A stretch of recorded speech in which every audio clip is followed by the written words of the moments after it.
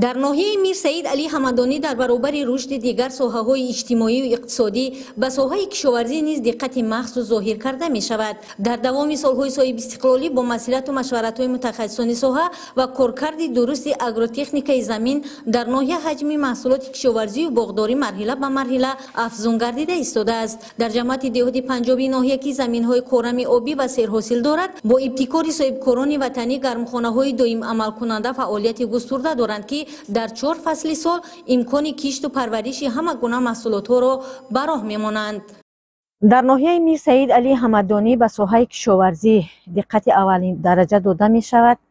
محض در جمعیت دارای مسئولیت محدود تاج اگرو گرمخانه ها بنیاد گردیدند و در گرمخانه هایی که بنیاد گردیدند درختان سیتروسی پرورش کرده می شوند. درختی که عین حال پرورش یافته ایستاده است و غرق میوه است، یعنی که درخت بنان است. این درخت این حال در منطقه های گرم بیشتر رشد میکند، میوه میبندد و عین زمان ما میبینیم که با توصیه متخصصان و با کارکرد درست اگروتکنیکای درست زمین این حال در اینجا پرورش کرده شده است. جمعیت دارای مسئولیتش محدود تاج اگرو که در اختیار خود همگی 56 گکتار زمین کورم آبی دارد، در 3 گکتاری آن برای پرورش زراعت‌ها و درختان سیتروسی 2 گرمخانه دائم عمل کننده را به راه ماندند.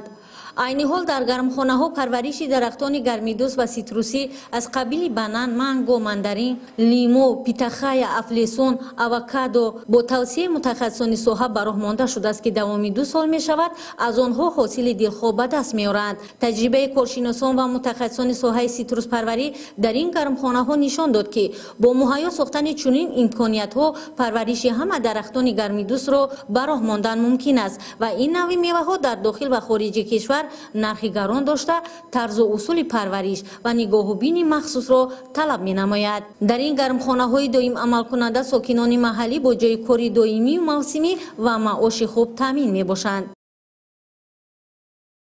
در این گرمخانه ها از آن جمله پمیدار، بادرین، قلمفر بلغاری و دیگر زراعت های خارجی قشلاق پرورش می یابد. این چنین کارخانه دارای زمین کشت پیاز است که ما هر سال از این حاصل خوب می گیریم. در کارخانه قریب که 80 نفر کارگر کار میکند، سر وقت معاش خود را میگیرند. از پیشوای معظم ملت که برای مردم ما اینقدر شرایط خوب فراهم آورده است، مینداری خیش را بیان میکنیم که برای مردم جماعت ما جای کار تامین کرده است، آدمان با معاش خوب تامین میباشند. در دایره دستور سپارش‌های اساسگذار صلح و وحدت ملی، پیشوای ملت پرزیدنت جمهوری تاجیکستان محترم امام علی رحمان در سمت ثمرناک استفاده بری زمین و در این زمینه تامین نمودن بازارهای داخل، تامین امنیت بی‌خطری آذوقه و صادرات نمودن محصولات در جمعیت دارای مسئولیتش محدود تاج اگرو سردخانه زمانوی مورد استفاده بری قرار داده شده است. با فعالیت چنین کارگاه و کارخانه‌های استحصالی، بازارهای داخلی با محصولات تازه وطنی تامین و شرایط کاری برای ساکنان مهیا کرده می شود. خیری نیسا مرادزاده، ظفر نظرزاده، ناحیه میر سعید علی حمدانی، اخبار.